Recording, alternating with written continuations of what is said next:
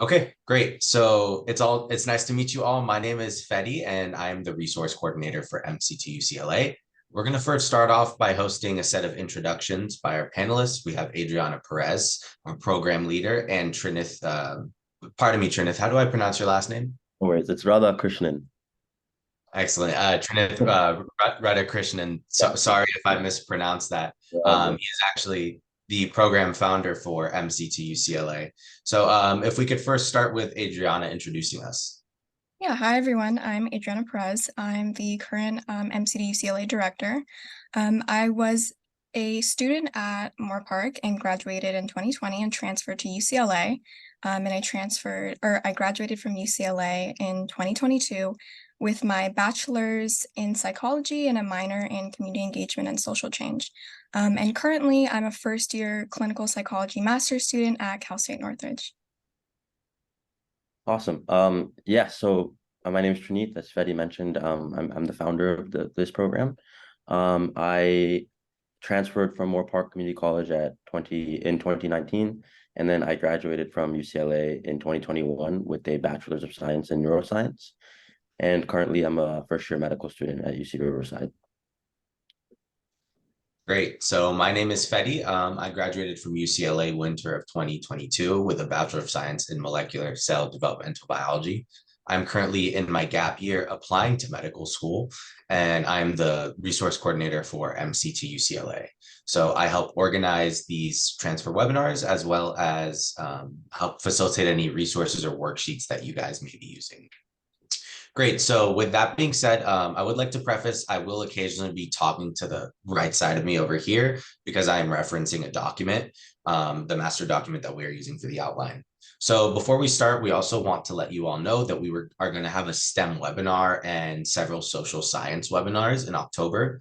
So is anybody in here a STEM major? Can we just get a show of hands if anybody's majoring in something related to science, technology, engineering, or math? It's okay if nobody is or if you're undecided. Could we get a show of hands for anybody majoring in like humanities or thinking about majoring in social sciences, such as art, history, English? Okay, so we have one, Sean, Nikki. Okay, great. And Cheyenne, my mentee, is also in the chat. Good to see you, Cheyenne. He's a business major. So we're going to first start off by sort of facilitating the discussion today about what drew us to our majors, and maybe that will help anybody else who is struggling to find their major. If there's one thing for sure, I didn't know what I wanted to study within the first year and a half at Moorpark. And if you feel that you're in that position or you've been at Moorpark longer, that's totally okay. Hopefully this will help set some bearings for everyone. So I would first like to ask the question. So what drew you to your major? And when did you find out your major was right for you? If Adriana could take that on, that'd be great. Yeah, so I actually started to develop my interest in psychology in high school. I took an AP psychology class, and I was just really fascinated by the topics that we went over. And so it felt like a natural decision to then major in psychology at Moorpark. But really, what helped me solidify that interest and made me feel like, okay, this is the right place for me, was being able to study all the different kind of like subfields within psychology and feel like I could be interested in it. I felt like I could study this for a long time, and I felt like it was just the right fit. So I feel very grateful that I felt that natural inclination towards the major. But if I can say something is that I think it's really important to explore. And even if I had this kind of predetermined idea that I wanted to major in psychology, I still took a couple of classes in other fields that were kind of related and similar. And that helped me really distinguish what was something that I could see myself doing a career in versus things that were just interests of mine. Yeah, speaking to that, very similar for me. I came in very open-minded. In fact, to be completely frank with all of you, I had no idea what I wanted to study after I graduated high school. So I kind of just looked at what I found most interesting in high school and chose that as a major initially. And for me, that ended up being biology, but still I didn't know what I wanted to do with that. And it really did take some exploring and looking into what potential career paths could be there for me. And in my case, I started looking at medicine as a potential career path and shadowed in a hospital, volunteered, and that kind of solidified things for me.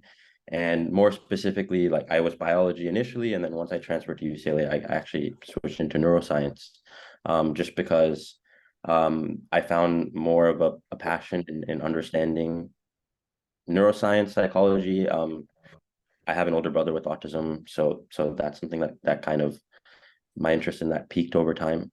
And moreover, I knew that that type of major would give me a stronger foundation for medical school. And so that's kind of why I transitioned into that. But I just want to reassure all of you, it did take me some time, and it wasn't something that I was set on after high school at all. Great, thanks. As for me, I found out that I was interested in molecular biology about a year into attending some community college classes at Moorpark.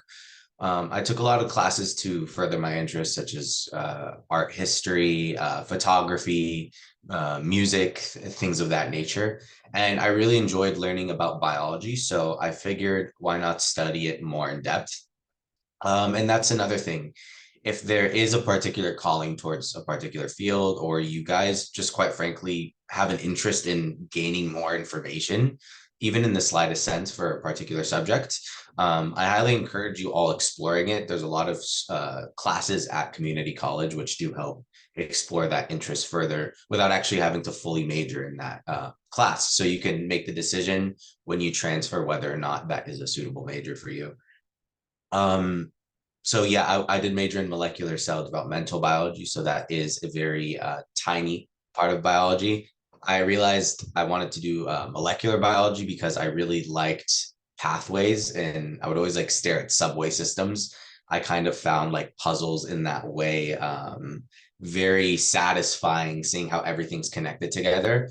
So I guess that larger interest sort of grew me to that smaller interest, which was within biology. Do any of our panelists want to add anything to that, or does anybody have a question that might have come up? If so, you could feel free to raise your hand, or at any point just drop it in the chat and we'll get to it. So we're going to go on to the next question. So how did you figure out what classes to take while transferring? Yeah, so for classes, I do think the best resource was going to a counselor at Moorpark. And it did take me some time to find the counselor that was the right fit. I did have to go to a couple of different counselors. So I really recommend that you advocate for yourself. And if you feel like your assigned counselor isn't necessarily supporting you in the way that you want to be supported, definitely look around and see who can provide that guidance that you're looking for. And so once I found the counselor that I really felt supported by, it was pretty good. You know, she gave me a very clear outline of what classes I needed to take, and she introduced me to a website called assist.com. And I definitely recommend looking at that resource. And that lets you know what classes are required at the institution you're looking to transfer to. So definitely a really great resource for if you're trying to figure out what you need to get out of the way to transfer to your like top choice university. Yeah, I really do want to speak to that. I'm sorry. I want to speak to the idea that Adriana just mentioned about finding a counselor that you really trust. I can't emphasize that enough. That was crucial for me. I really didn't know much of what I was doing when I first started community college, and so I just had to find someone and really rely on their guidance. With that being said, you have to help them help you. And what I mean by that is you need to be very specific about what it is that you're looking to accomplish by the time you're done with community college. In my case, I was very clear. I would really, really like to transfer to UCLA, but I would also, in the event that that doesn't work out, I would like to tag one of the other UCs. I believe for me it was UC Irvine. And so can you help me come up with a step-by-step plan to where I can successfully tag one program while still increasing my odds of getting into a school like UCLA or whatever other school that might be for you. So as long as you're very specific about what it is that you're looking for, you can really find someone who can help you come up with a plan. But it is important that you're clear about that to begin with. Great. I would like to add on something that Trinith did say. Trinith did mention tagging. For those of you that are unaware, tagging stands for Transfer Admission Guarantee. And there's something called TAP, which is, can you please correct me? Is it Transfer Admission Priority or Transfer Allegiance Priority? Do either of you? For TAP? Yeah. I actually don't know off the top of my head. You mean Yeah, so anyway, TAP gives you priority transferring for UCLA if you successfully pass through the honors program. So if you guys would like more information on that, they are great. They are great options for everybody. There's very low risk. As long as you sign up for TAG, you're basically guaranteed entry into a UC. So I believe the schools that participate are UC Irvine, UC Santa Barbara, and a few other UCs that are mentioned on the Moorpark College website. So something that I strongly recommend to figure out or to help figure out the proper classes to transfer, similar to what Trinith and Adriana said, not only figuring out the right counselor to choose or the right information to get those class requirements from, because each counselor does specialize in a particular thing. Moorpark College is really fantastic because there is drop-in counseling. However, the counselors that are used are typically counselors from social science, counselors from more STEM-oriented fields, and they are familiar with the hierarchical way that the transfer works, which I would like to shed some light on. So has anybody here heard about assist.org? Could we just get a show of hands using the Zoom feature? Okay, so we have 2, 3. Great. That's great to hear. 4. Okay, great. 5. Nice. So it seems like most of us are familiar with assist.org, but just to reiterate, assist is a great resource that the universities actually use to guarantee that you are able to transfer, or sorry, to guarantee that your classes are transferable with the universities. So I highly recommend any schedule that you have to run that through assist and make sure that your courses are transferable into the major that you are interested in pursuing. I did have a prior student last quarter who wasn't so sure what they actually wanted to major in. So we selected 3 to 4 majors and actually kind of revolved the schedule around that so they could still explore some classes to take that weren't very burdensome, that were still transferable. So the next year that they were going to go to Moorpark College, they were able to successfully complete the rest of those requirements, if that makes any sense. If that is confusing, feel free to stay around for the Q&A towards the end, and we can talk about that more in detail. And also something else I do want to reiterate, Moorpark College, Ventura College, and Oxnard College are all within the same school district. So if you do not have a class that you could take at Moorpark College, given some conflict, you could always go and take it at Oxnard College and Ventura College if transportation allows. I do understand that some of us do not have the transportation means to do so, but if that is a possibility, you could also do that, and the courses do show up on one transcript. For instance, I took my second block of organic chemistry at Ventura College because I had a conflict at Moorpark College.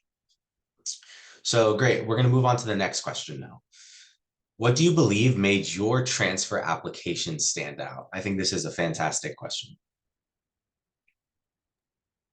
Yeah, so personally, what I think was a strength of my application were my PIQs. I spent a lot of time, brainstorming and thinking about them, and just spent a lot of time revising them as well. I had a couple of different people look them over and got a lot of guidance from actually the Moorpark Writing Center. And so for me, I think that was my greatest strength, as well as, to be completely honest, my GPA and my grades. I think those were a strength. Yeah, just in terms of strengths, I think for me, the biggest thing was really trying to lean into extracurricular activities and making the most of them. Just being cognizant of the fact that you don't have a lot of space on the application, right, in terms of character limit. And so really every word counts. And so what that means is when you're actually engaging in an activity, you don't need to be a leader in every single role that you take on, but you do need to pursue some sort of impact. Even if you're just a club member, maybe you created some deliverable for a club meeting one time. You can write about that, you can speak to that. But I think it's really important that for each activity, you have something to say as to how you contributed to it beyond just being a member. And then you write about that. Really, that for me, I think that was crucial. Because at the end of the day, anyone can say I was a member of this, I participated in that, but what really helps you stand out, in my opinion, particularly when the character limits are so small, is I didn't just participate, but I took an extra step above what was expected of me, and I accomplished X, Y, or Z. So that's what I would recommend. Something that I recommend is to start those personal insight questions well in advance. I started the personal insight questions about 6 months in advance. And that is, I would dedicate about 10 to 15 minutes a day just working on them. So I made it a priority on days where, even when I was sick, that meant I put a timer for 10 minutes. And if I stare in front of my computer screen, I stare in front of my computer screen. That's totally okay. But to make it a habit to come to your essays every day with fresh eyes, see how you can improve, and incorporate those things that Trinith and Adriana said into the essays really helps. Something else to make note of, these applications are now looking at you in a much different way that they might be looking at freshman applicants. A college advisor said something really profound once that stuck with me. When you are applying to college out of high school, they're looking for you to be more poetic, more growth mindset oriented, because you're still seen as a child in their eyes. However, transfers are seen more as adults, more integrated in society. So they expect to see a similar reflection in the essays. Of course, this is a statement from one person, and please don't put a ton of bearing onto it. That being said, it is important, similar to what Trinith said, to highlight those strengths, how you've grown as a person, how you've been above and beyond in those particular activities. I definitely got help from the Transfer Writing Center. They did a really great job at helping me with grammar and making me aware of any weaknesses I need to address in my writing in particular. Yeah, So I'd like that's to add on to that if that's okay, Fade. please. When it comes to advice you're receiving for tackling the UC application, I think it's important to not go into this mindset of there's like a secret, that there's something that everyone did that got them in. So I would definitely say, like, take all our advice with a grain of salt. And but I do want to reemphasize this idea of making the most of what you have. So for example, when I first started my application, I didn't think I had the most extracurricular activities. I didn't think I did anything that was above and beyond. But what Trinith was saying is, I think the way you present it and the way that you write what you took away from it and the impact it had on you, or the impact you had on your community, I think that's really significant and meaningful.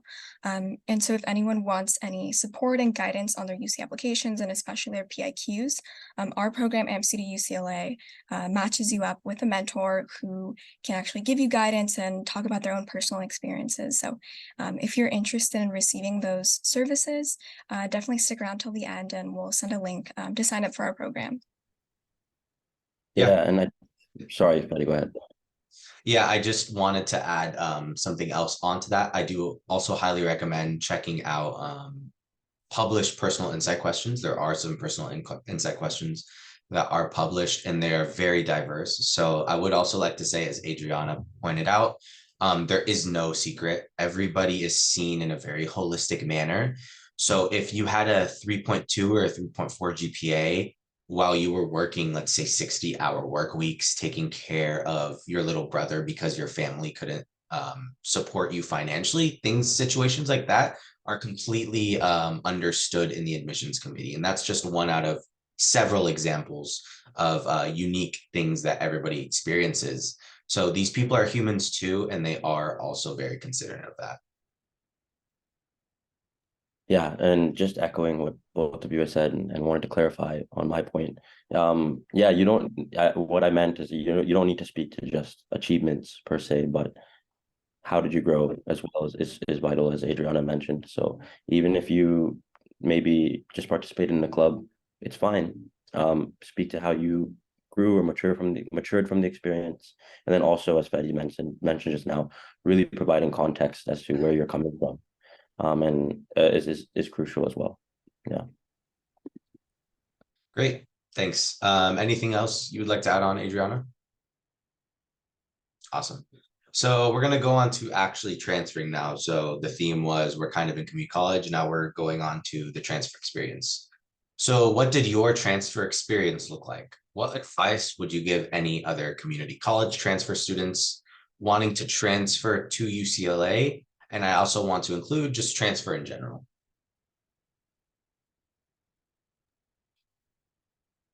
So my transfer experience, I feel very fortunate to say, was pretty straightforward.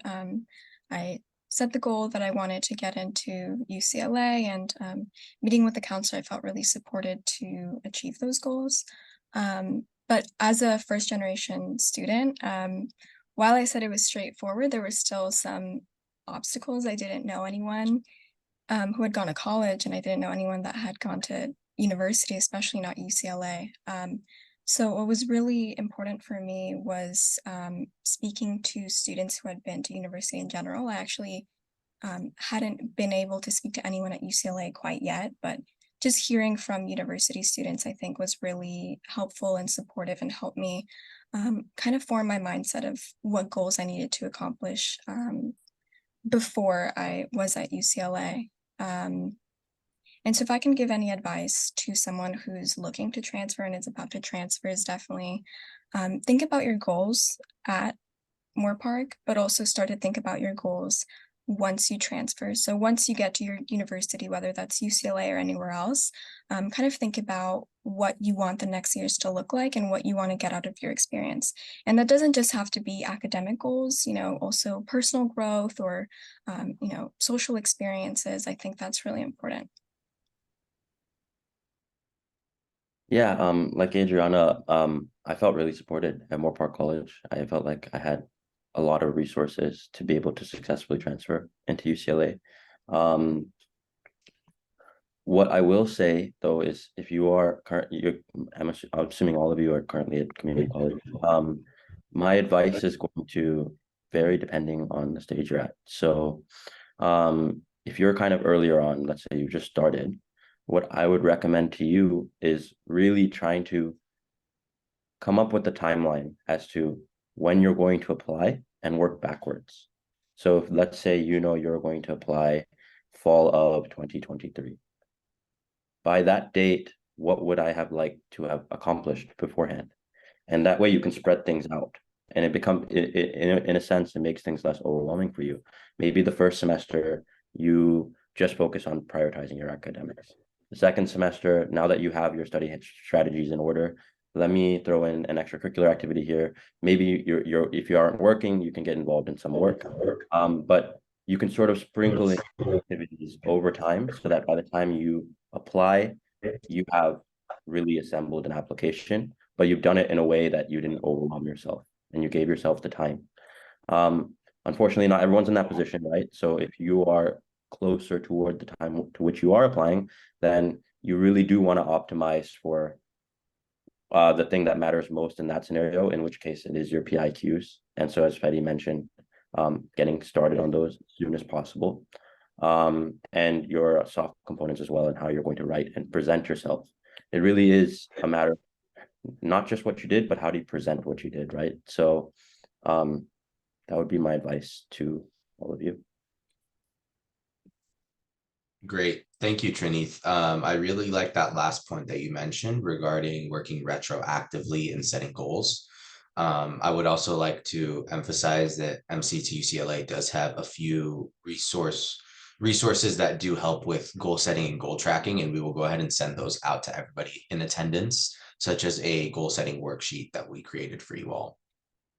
So I would like to kind of work on this question retroactively. For any advice I would give to community college transfer students wanting to transfer to UCLA?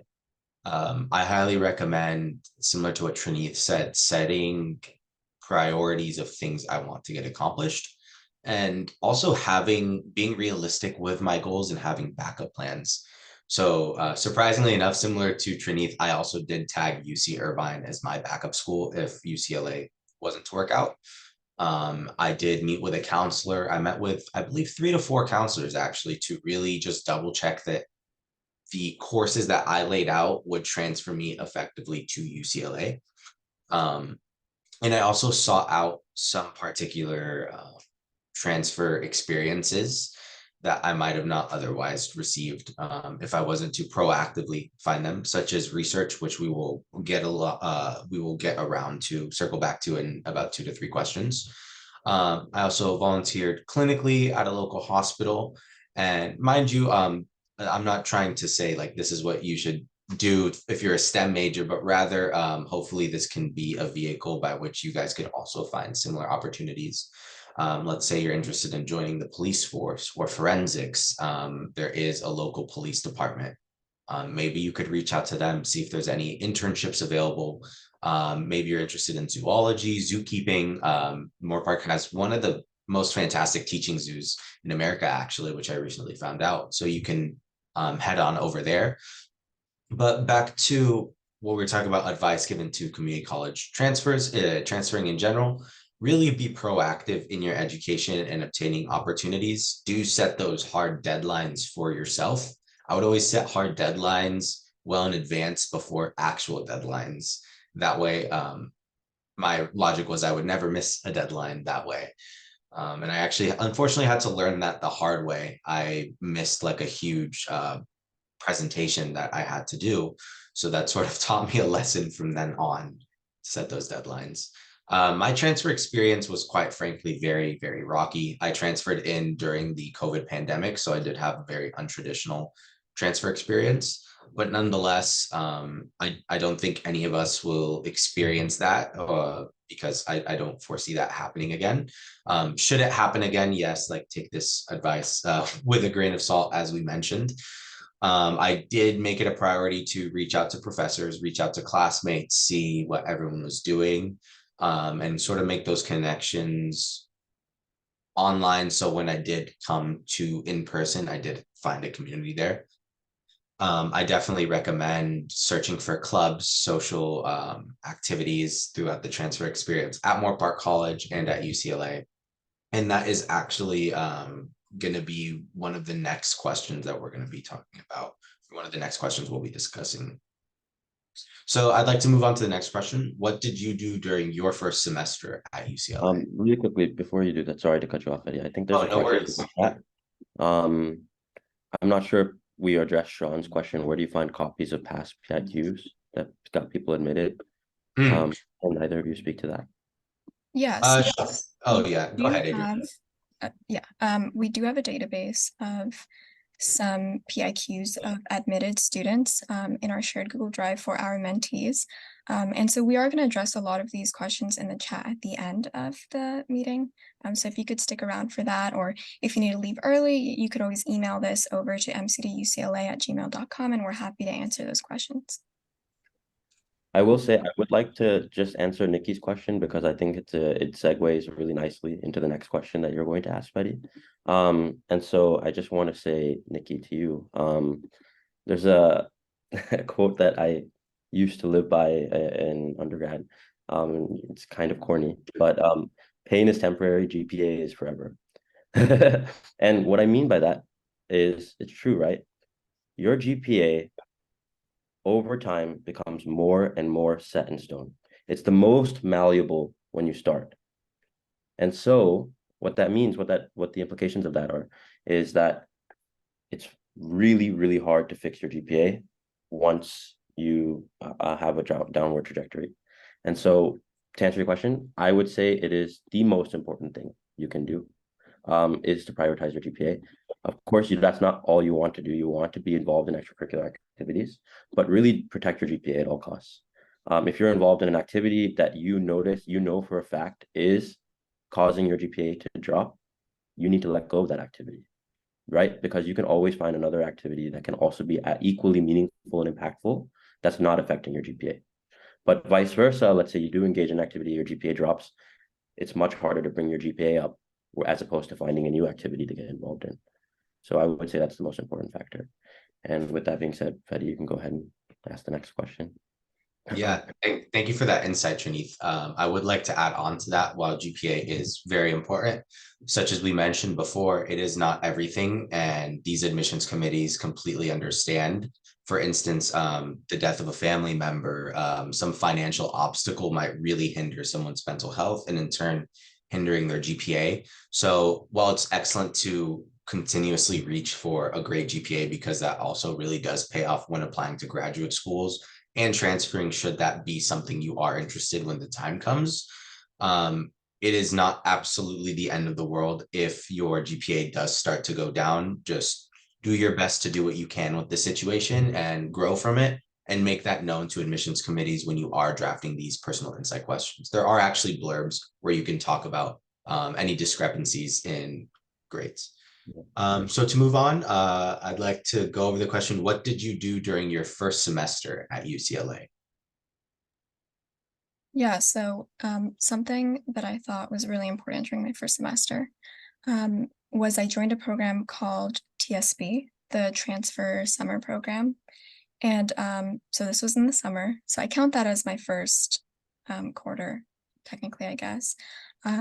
This program was specifically for underrepresented students, and it was a really great opportunity to meet classmates that I would be taking classes with, but also kind of experiment and experience UCLA for the first time, and kind of like practice. It kind of felt like I was practicing for like the real thing.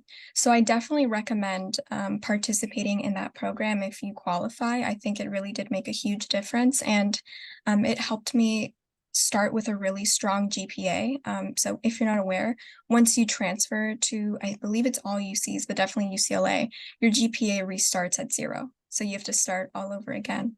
So that's just something to keep in mind. But to speak on my first official quarter, so like fall quarter, I really wanted to explore psychology and my major and what my options were. And so I got involved with a research lab during my first quarter.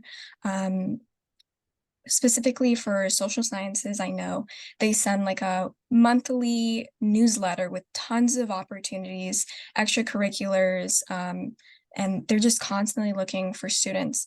So once you're admitted and you know that your major has that resource, I definitely recommend going through every line of that newsletter and seeing what appeals to you and just trying it out. I really was not transferring with the idea that I wanted to go into research. I didn't think it was for me, but taking that risk and starting in that lab really changed the whole trajectory of my career, really, because now I'm in grad school for research. So definitely I recommend trying new things out, even if you don't necessarily think it's for you, but you have a little bit of an interest in it. I say try it out. So I think that was one of the most important decisions I made during my first quarter. Okay, so this is perfect. So I want you all to take what Adriana just said and look at that as the ideal way as to how you should transfer. And then what I'm about to tell you is the opposite. So what I did is what I would not recommend to all of you. And again, it goes back to that point you mentioned about GPA, Nikki. I kind of went in with the mindset. First off, I had built a lot of momentum, right, at community college. I was involved in a lot, and my GPA was good. And so I came in with that mindset. I need to continue. Whatever I left off at community college, I need to stay right there. Problem is, for me at least, so adjusting to the quarter system was really, really hard. And I got involved in 1,000,001 things just because I saw everyone else around me doing the same, right? So I became a camp counselor. I started volunteering in a bunch of organizations. I even participated on a hip hop dance team, which was completely out of character for me for that whole quarter. And don't get me wrong, it was a blast. I grew immensely from all of those activities. But Adriana just mentioned your GPA resets, right? I'm just going to go ahead and be frank with all of you. My GPA by the end of that first quarter was a 1.67, right? So I don't say that to scare all of you. In fact, I hope that's encouraging, because I was still able to build myself back up. Because remember, the GPA is most malleable at the start.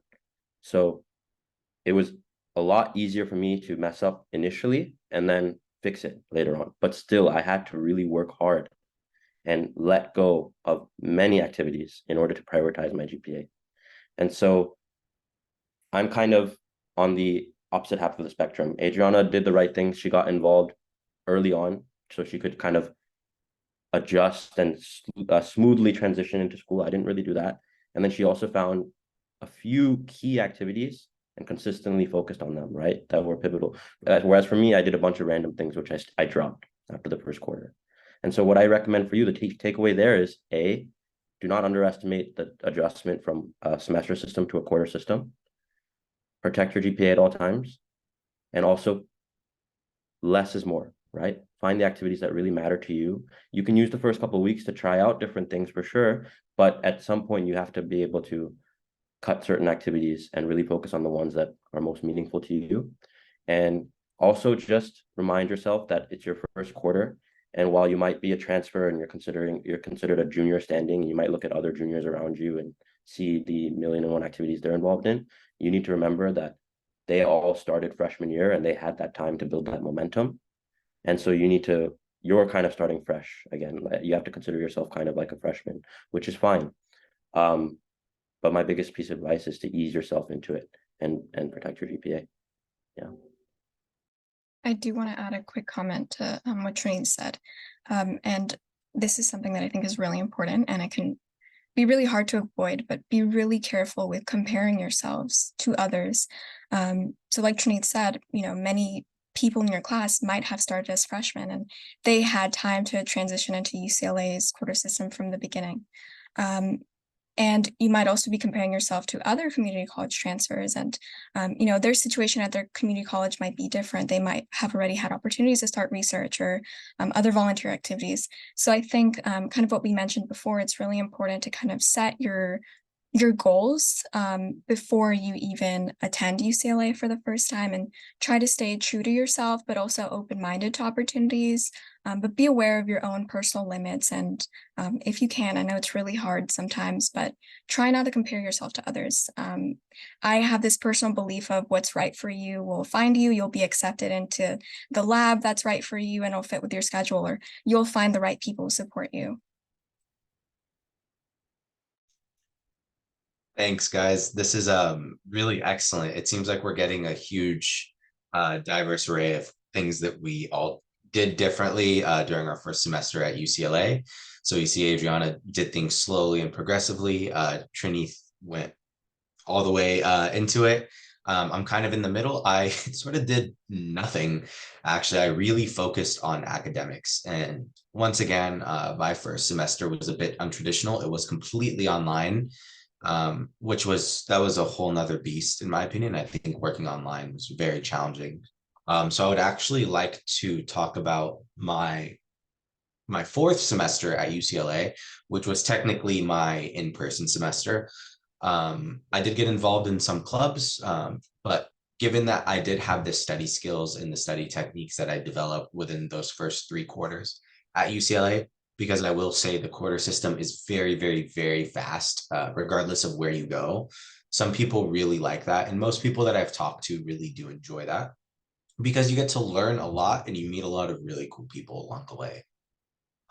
But anyway, during my first or fourth semester, fourth quarter at UCLA, I got involved in City Lab. This was a really cool organization where I would teach disadvantaged high school students about science through like fun, like project days.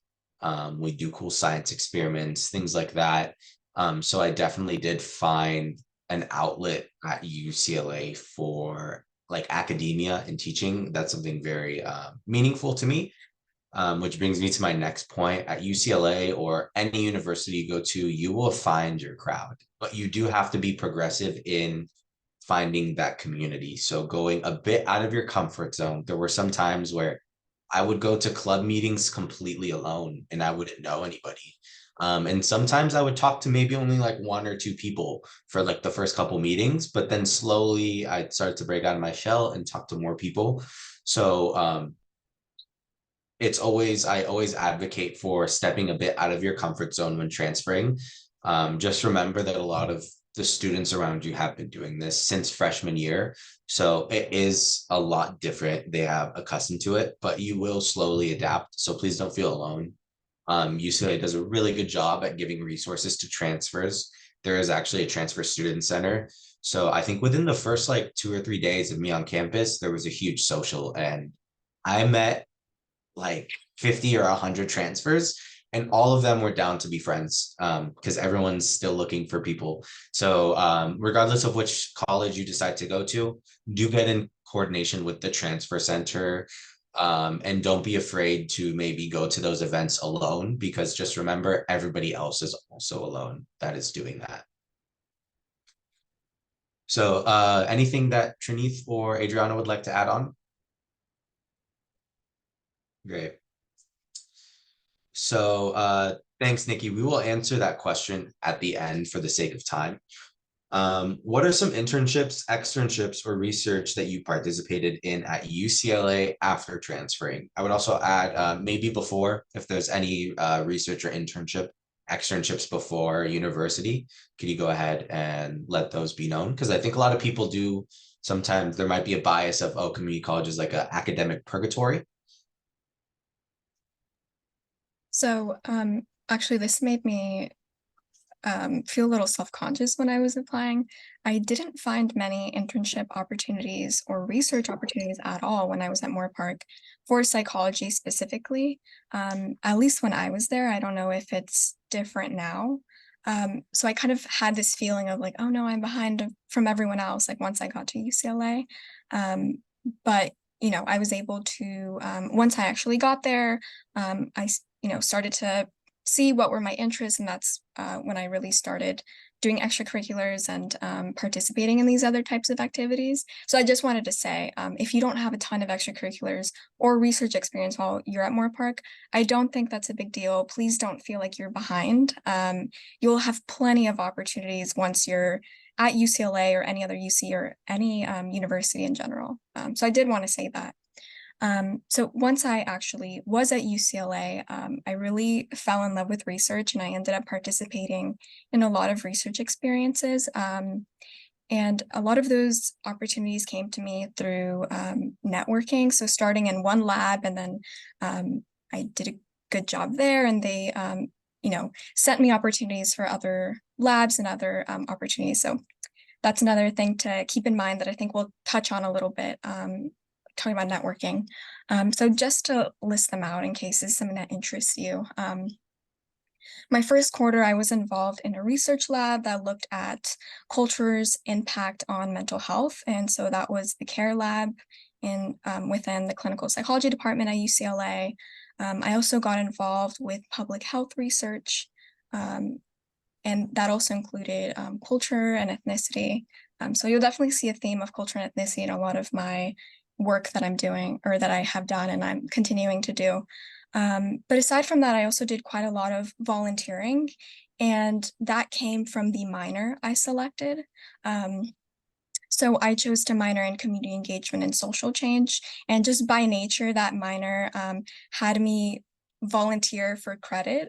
So it was kind of like a double benefit. Like I was getting unit credits for volunteering, but I also had the opportunity to put volunteering experience on my resume, which ended up really benefiting me.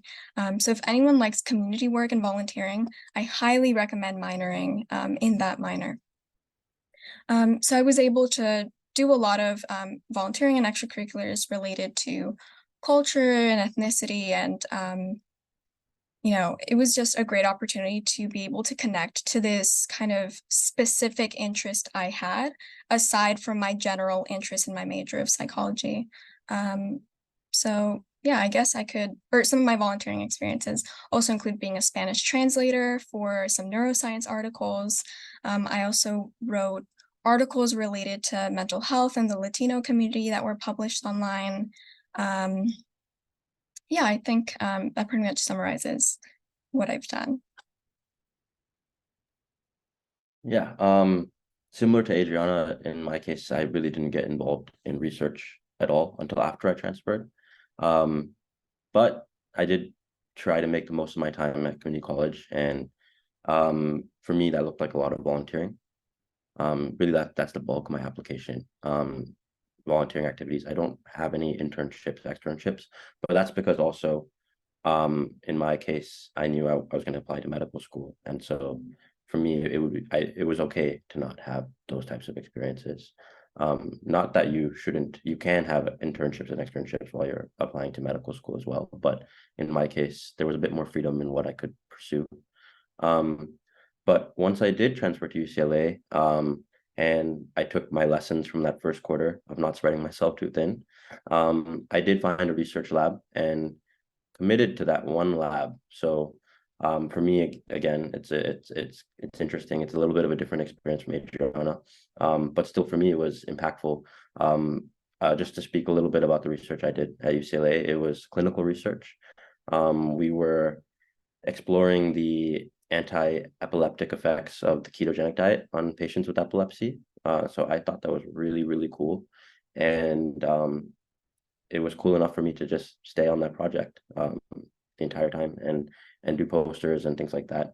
But I do want to say, again, really less is more. And I didn't get involved in more research than that. And it worked out all right for me. So in your case, don't be alarmed if you're not involved in research right now.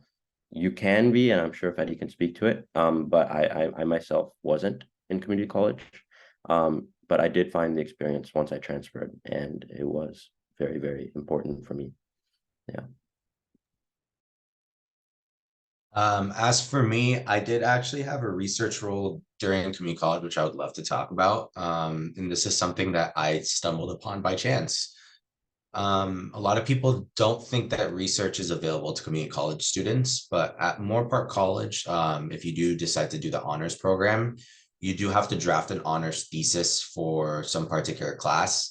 The nature of the class that I chose was General Chemistry 1 honors, and I actually was asked to write a research project. And it just so happened that this research project would be presented at HTCC, which stands for Honors Transfer Council of California.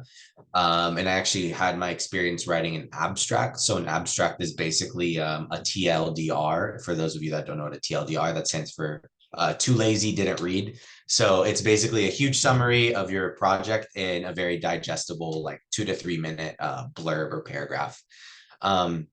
So the way that I went about doing that was doing the honors program. I would also like to mention that there are a couple classes that are like that. I had a buddy of mine who worked with a particular professor at Moorpark College within the physics series, and he actually analyzed some data for NASA JPL. So that's a huge thing, Jet Propulsion Laboratory out in Pasadena.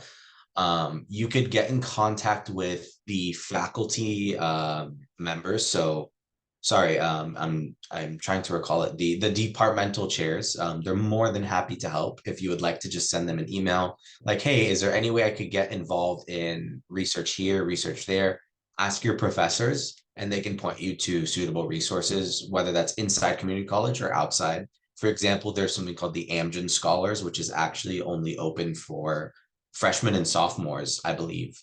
So if you are a junior, if you are a senior, you can't join the Amgen Scholars Program. And that is specifically a research program for younger undergraduate students. So there are opportunities out there. You do have to be proactive in getting them.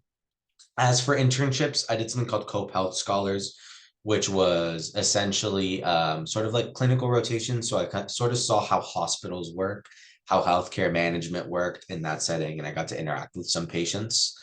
And I did that during my time at Moorpark, and I also did it transferring over to my time at UCLA.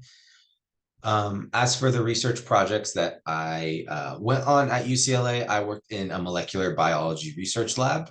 We studied something called nonsense-mediated RNA decay, and essentially that's how the body stops bad diseases from progressing. It was pretty dense, and quite frankly, it's okay to not fully know what you're researching, because sometimes the PIs actually don't fully know what they're researching, and that's the purpose of research, is seeking that knowledge and seeking that understanding. I also went on to work at it was in the health psychology department, so very different from what my major did. And we studied depressive symptomology and how that relates to aspects of cognitive control. So how like executive functioning is how verbal fluency is, things of that nature. But more importantly, we are very STEM-oriented research over here. We are talking about that. There are tons of research opportunities at UCLA, at any university you go to within the humanities. And research truly takes on so many diverse forms. Things that I didn't think were research are research. And that can be reading an excerpt of, Plato's essay and taking just your own unique stance on it. UCLA has something called Meditations, and that's the philosophy research journal. And I read through it, and it's literally students just speaking their minds, and it's published as research under that department. And like that journal is open to anybody. So Adriana could submit something, Trinith could submit something, Sean, Nikki, Natalie. There's so many opportunities for research. Once again, it is being proactive and also asking your friends. All of my research opportunities were purely chance. I found my molecular biology research lab. I was just talking to a classmate in molecular biology. And she was saying she was going for a PhD program, and she's like, "Hey, there's an extra slot. Do you want to take it?" My time at the psychology research lab, my friend was talking about their research project, and they mentioned that there was an open seat. So don't be afraid to ask questions. Ask your friends if there's any research labs, any research opportunities. People are more than likely willing to help people out. So anything else you guys want to add on to that, Adriana or Trinith?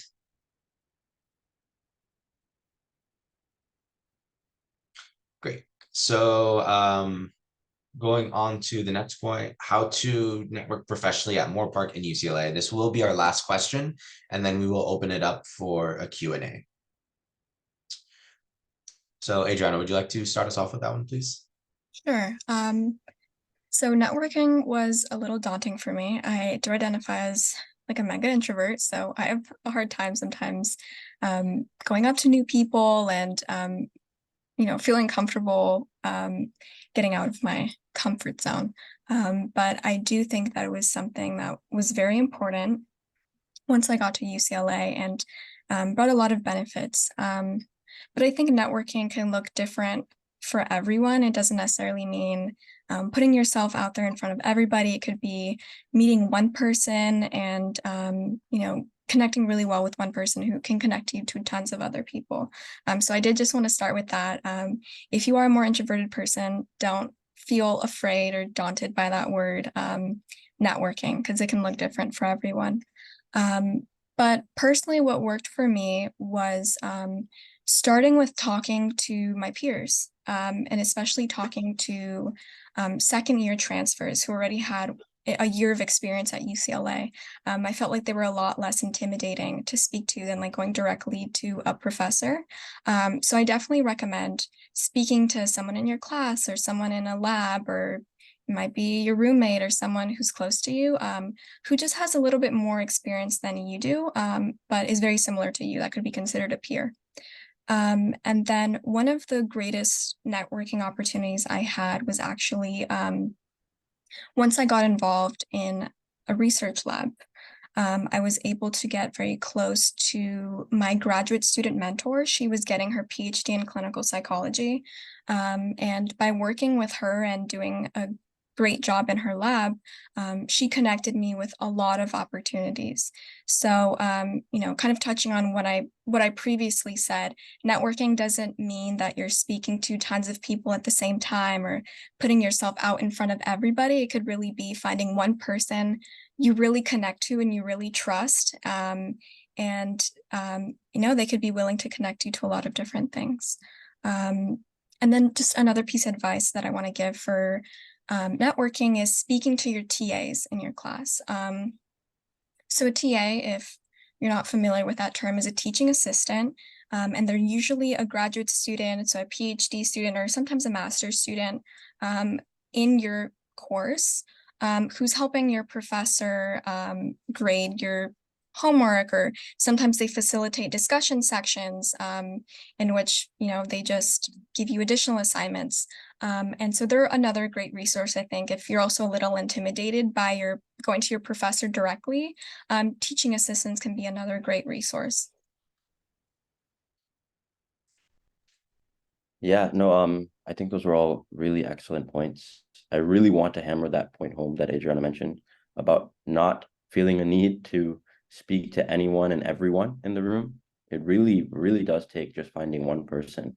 And from there, things will end up working out. I do want to hammer that point home. Really prioritize relationships over opportunities. So that might mean you might have an opportunity, it might go well, but being persistent about maintaining contact with whoever helped you through that process. And really, you want to keep a mindset with networking, in my opinion. You want to have a mindset. It's not a one-way relationship.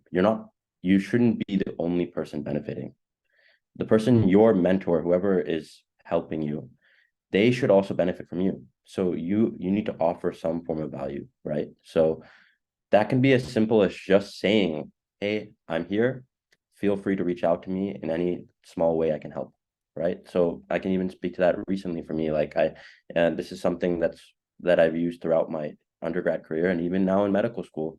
I had a chance to meet with a few upperclassmen, and I just casually put through it out there. Hey, I just started. I have a lot more free time, I'm sure, than all of you. So feel free to let me know if there's anything I can do to help. And within a few days, one of them called me, and I'm starting research with them now, right? It's really as simple as that. And I didn't push it. They just reached out to me, right? And so it really does stem from having that mindset, though. You have to genuinely be looking at it as a two-way relationship, and genuinely put in the effort to help them. So that means if someone is taking the time to provide you an opportunity, you come prepared to a meeting, right? You might have a Zoom meeting with them. Come prepared.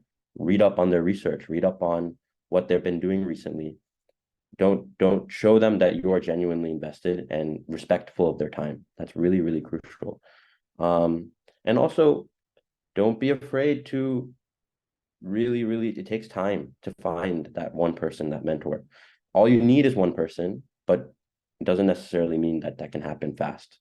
So send out emails. I've sent out hundreds of emails over my undergrad career to find research. It took me a long time, but it's fine, because once someone responds and you have a meeting with them and you show how you can add value to their project, then it really goes from there. But you have to come in, A, with the mindset, how can I help? I'm not the only one benefiting. And B, be willing to put yourself out there, not in terms of meeting anyone and everybody, but consistently reaching out, right? That's all networking is, in my opinion. Go ahead. I did want to quickly add, I think it's important to try not to force a relationship and to be genuine. Because I think someone who's very specialized in what they do, they can see through if you have the superficial interest versus a genuine interest. So like we kind of touched upon, it really is quality over quantity. So I think you can start by looking for people that are in the field that you're interested in and seeing who your interests align with best. Yeah, I'd also like to add to that. Don't make promises you can't keep. That's very, very, very important.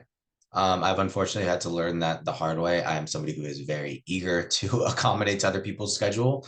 So don't be a yes man, a yes woman. Only really make commitments that you know that you can keep, because things like that may slowly erode the foundation of those relationships, professional or not.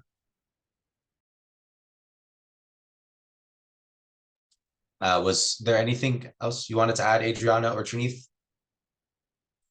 Great. So as for networking, I really do like what Trinith said, what Adriana said.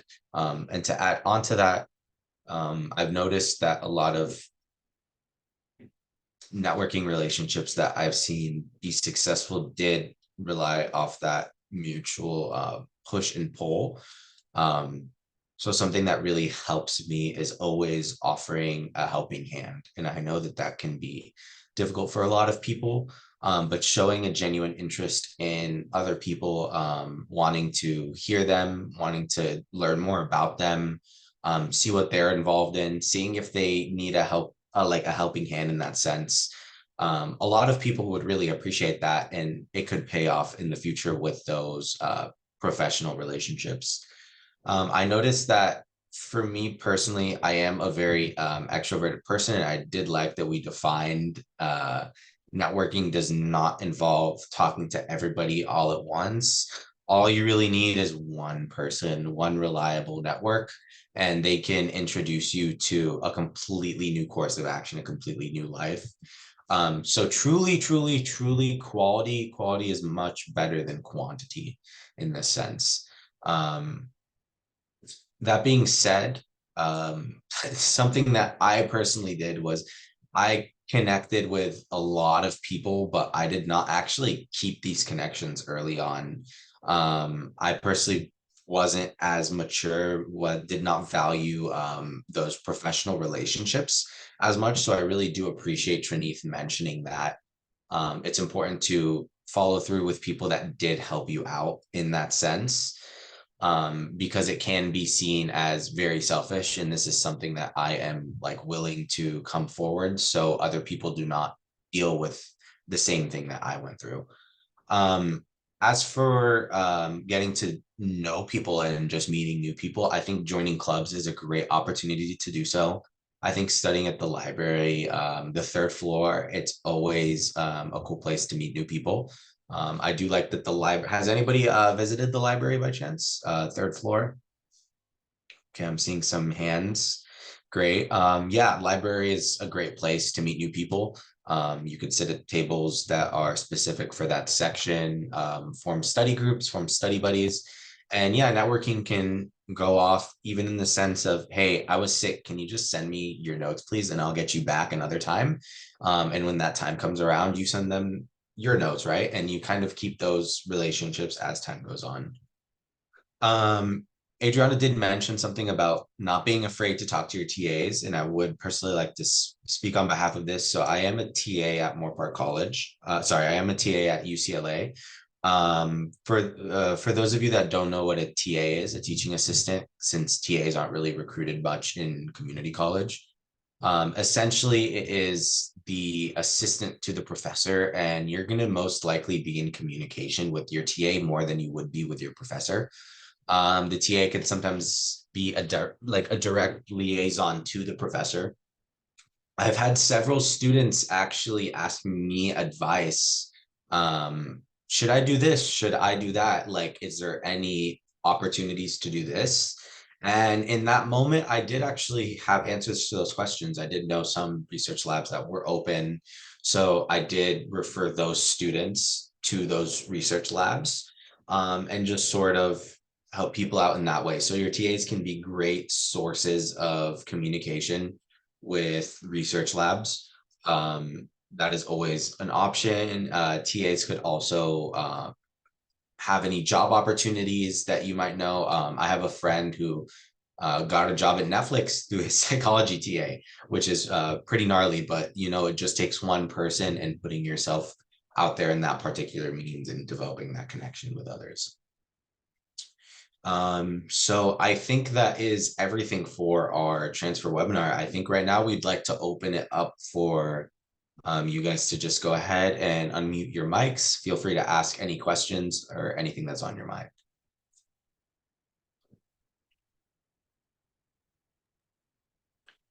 Maybe Yeah, we could start with the questions in the chat.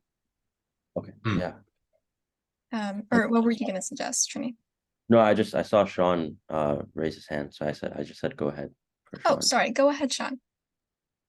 Thank you. I actually had a similar question to Nikki's in the chat. Well, I guess it kind of connects a little bit. Trinith, I know you talked about like the transition from CC to UCLA being kind of a lot, having like a big effect on your GPA. Do you have any tips to like manage that or kind of like prepare yourself for that transition a little better? Yeah, Yeah, I think really if you can get involved early on, I think that's actually going to be very, really, really helpful. I'm sure Adriana could speak to that, right? So if you can, I know they offer like some early summer schooling just to ease you into it. I think that would be honestly in hindsight, that's something I would have done. But more than that, you have to like really put the blinders on and focus on yourself and remind yourself that you're kind of a freshman, even though you're not, at least for that first quarter. And don't compare yourself to others. And honestly, don't get involved in any activities if you feel that right at that moment the classes are a full plate for you. Don't get involved in anything. I promise you, one quarter of not getting involved in activities is not going to hurt your potential job prospects or grad school prospects, whatever the case may be, right? So just keep that in mind, that your GPA, you want to try to keep as high as possible. In addition to that, I would really, if you haven't already, look into study how to study, right? So learn active learning techniques, find a tutor, find a mentor, take advantage of the learning center at Moorpark, and don't just learn the material from a tutor, but learn how they came to understand the material at that level, right? Learn to become a self-sufficient studier. That's what I would really recommend, right? So how can I teach myself to learn material at that level? How can I not depend on tutors? I think that's the biggest thing, right? So between that and also ramping into UCLA, really taking advantage of the summer school program beforehand, those are the two things I would recommend. Yeah. Great, thank you very much. Yeah, and to also add on to that, we do have a document with a couple of different summer resources. Once you get into UCLA, we have some options that you can look at. So if that interests you, we can definitely connect you to that. Yeah, that's definitely something I'd be interested in. So I'll email after whatever needs to happen. Thank you. I also posted a podcast link in the chat for anybody interested. Really, really good podcast on learning. It is hosted by a professor of neurobiology and ophthalmology at Stanford School of Medicine. So he does also work with a lot of medical students, and he recommends these strategies to medical students. And medical students do have to learn an absolutely obscene amount of information, right, Trinity? It's like drinking from a fire hydrant, I've heard. So that's a great podcast. Hopefully we could also get like some show notes and introduced in the resource document as well. Great, thank you. Again, we can circle back to Nikki's question, and then we have another question. Nikki, yeah, to address your question, it's very similar to what I said to Sean as well, in terms of not spreading yourself too thin, first and foremost. But more than that, just to speak specifically to burnout, right? Like it's really important to remind yourself at the end of the day that you're not a robot, and not everything in your life has to be super hyper efficient classes or extracurriculars, right? So finding the things that matter to you that you're not going to put on an application is equally as pivotal as finding those things that you are going to put on an application. So find a club, like I don't know, that hip hop dance team was fun for me. That was a way for me to decompress. It never showed up on my med school application. Obviously don't spread yourself too thin. I think I should probably have not done that first quarter. But my point is, right, like find activities that, or you don't even need to find, you probably already have activities that you're interested in. Don't let go of those hobbies, the friend groups. Find people who have similar interests as you when you transfer to UCLA, and just prioritize that in your schedule as well. Yeah, I'm so sorry. I just want to read Nikki's question for the recording. So her question was, how do you personally deal with burnout at UCLA with your studies and classes? So go ahead, Fadi. Yeah, just to reemphasize what Trinity is saying, highly recommend finding a hobby, finding some creative outlet, whatever it may be, to look forward to after a day of studying. Also, setting healthy rewards really helps. So I will study 2 hours today, and if I study 2 hours today, I could do XYZ. But once again, this is also a sensitive line to go down because I do have some friends that did try this and felt that they were punishing themselves when they couldn't get things done. And I think that's a completely other discussion for another day. So dealing with burnout through finding effective ways to have fun.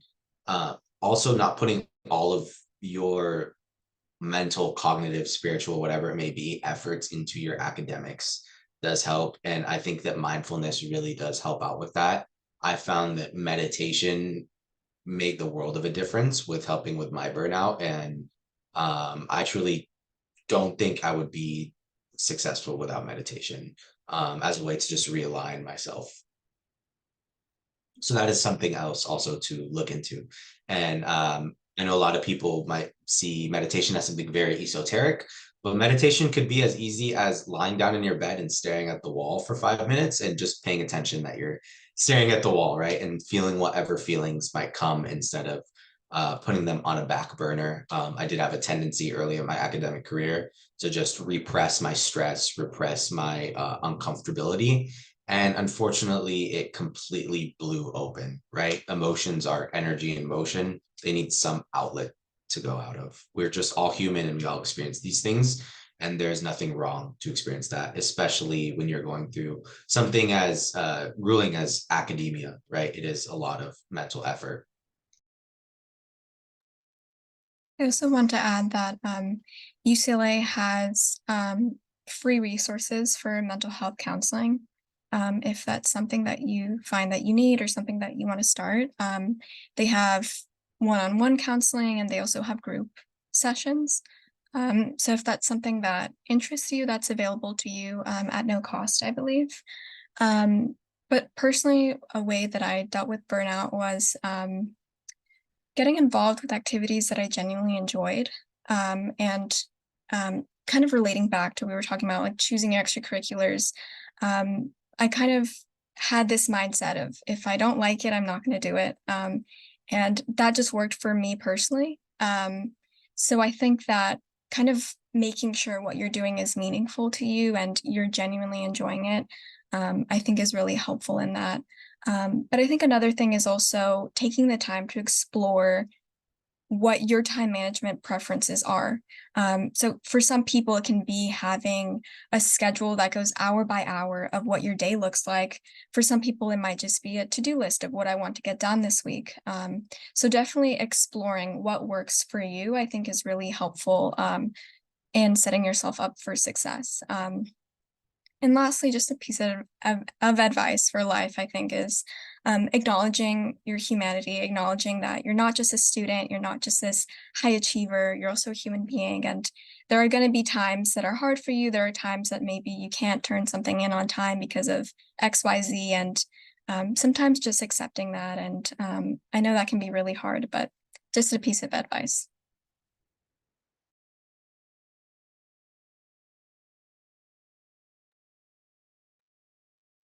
Great. I would like to, sorry, I hope I'm pronouncing this correctly. Pingao, were you all in the Moorpark College Honors Program? If so, how much did that contribute to your success in transferring? I was in the Moorpark College Honors Program, and I believe Adriana and Trinith were. Is that correct? I actually wasn't. But in hindsight, I just wasn't aware of it at the time. But you do have a higher chance of matriculating into UCLA if you are in the honors program, because of their requirements.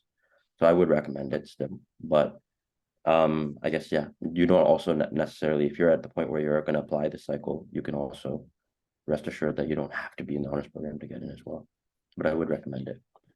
Yeah, I was also in the honors program and I was TAP certified. And I do think it kind of helps add a sense of security once you turn in your application.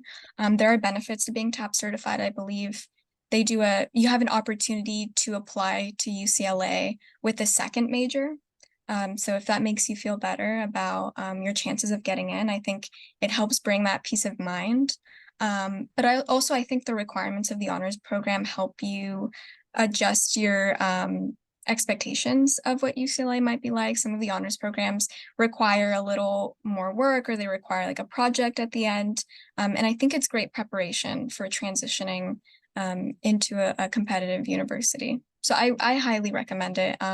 And we can definitely connect you to the honors program or answer any questions you might have about it. You know, your mentor can help you through MC2UCLA, or if you email us, we can answer those questions as well.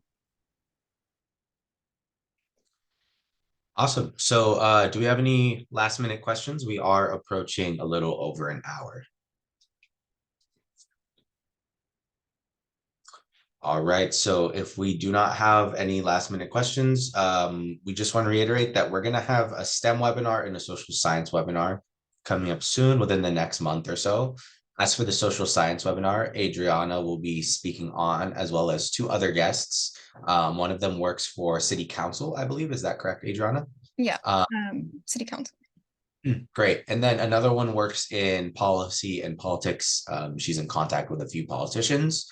So that is also going to be a more legal studies oriented webinar. However, I do want to emphasize it is not explicitly legal studies. It's going to be several things relating to what can one do with a philosophy degree, a cognitive science degree, even a psychology degree. All of these things are really excellent avenues by which you could find a career that you might have not have even considered. So just be on the lookout for that. MC2UCLA will be sending out a message. Yeah, I do want to give a final message to you all. If you haven't already applied to MC2UCLA, I highly recommend it. It's a great opportunity to have a mentor who is an actual UCLA student who's there right now or recently graduated, and can give you advice or guidance of what they did to transfer or what they're currently doing at UCLA. We also provide support on your UC application. We can assist with brainstorming or revising your written PIQs. And we're really just a support system to help community college students feel more confident in their applications, but also build study skills and work on, confidence and personal growth. So if you're interested in joining, which I highly recommend, I'll send out a link to our application to everyone who attended today. We will be sending out mentor-mentee assignments probably later this month, so we can get started with supporting everyone who wants to transfer to a UC this year. So watch out for that. Yeah, thank you. Also, feel free to share this program with any of your friends. They don't have to be in the honors program. We do advocate for it, but it's not a necessity. And even if you don't exclusively know that you want to go to a UC, we still highly recommend everybody just reaching out. We are a newer program. Trinith started this program 2 years ago, correct, Trinith? Yeah, it was 2021 summer. Yeah, and us three, we've definitely been experiencing that it is very difficult to get momentum with a new program. We do want to emphasize that this isn't a club. This is actually a part of Moorpark College. So we are a part of the academic institution. So please feel free to spread MC2UCLA to any friends that you know that might be at Moorpark College. And we have another question from Chelsea. Do you recommend using a college counselor to help with the personal insight questions? Did any of you guys use somebody and thought it helped?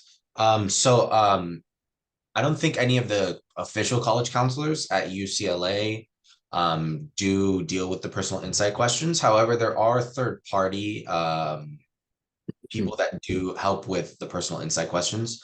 I would like to clarify that it is technically illegal for somebody else to write your personal insight questions. And MC2UCLA does not endorse anybody writing your personal insight questions.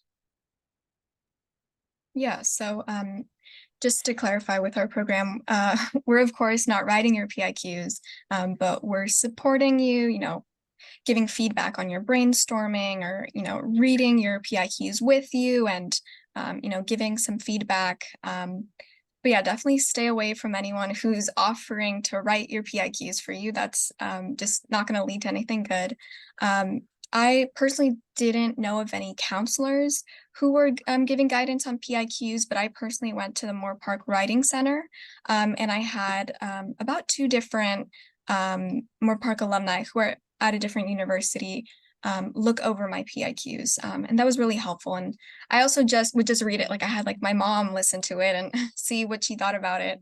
So I think sometimes just even having people that are in academia hear what you're writing can be helpful to get a different perspective. I think it's just important to get advice or get guidance from other people. And definitely, I think our program is a great opportunity to have a student who went through the same exact process as you give you feedback on your PIQs. And I just want to add as well, it's feedback is obviously crucial. You should not be submitting your essays without feedback, but also keep in mind, there's a limit, right? If you have a mentor read it and then a family member and then a counselor, the writing process is so subjective. So at a certain point, you have to be, you have to stay true to yourself and be genuine in what you're writing and be cognizant of the feedback you're receiving. You don't need to accept all the feedback you're receiving. And just be mindful of that. But also just really to hammer the point home, please do reach out to MC2UCLA. I mean, it's really going back to the point you mentioned, Nikki, about burnout, right? That's another way to alleviate it. Just having that help, that support system is crucial. That's why this program exists in the first place. We've been through it. We know how it is, and I can tell you, I'm speaking for, I'm sure Adriana and Fedi can attest to this. It's rewarding for us to help people who were, we were in your shoes not too long ago, and we, to go back in time and be like, oh, if I was in your shoes, this is how I would approach things differently. I think that's really what you get out of this program, right? You're learning from not only what we did to succeed, but really from our mistakes, and so that you don't repeat those again. And so that's really the heart of the program, and that's why we'd recommend you reach out. Yeah, that's my overall feedback for you as well, Chelsea, is be mindful of how many people you end up asking to review, and stay true to yourself when you apply. Yeah, I just want to remind everyone that there's no secret to getting in. There's no, formula that we're keeping from you. Through this program, like ourselves and our mentors are committed to just genuinely trying to support students and share what they have learned. And everyone's process and journey might look a little differently. So definitely keep that in mind. We might have done something differently, but we ended up at the same point. So I would say use this resource to your advantage. Definitely reach out, and we're going to help you however we can.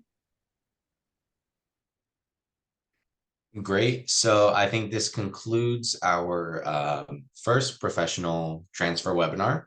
Thank you guys for joining in. If you have any questions regarding it, please email MC2UCLA. And be on the lookout for the next webinar.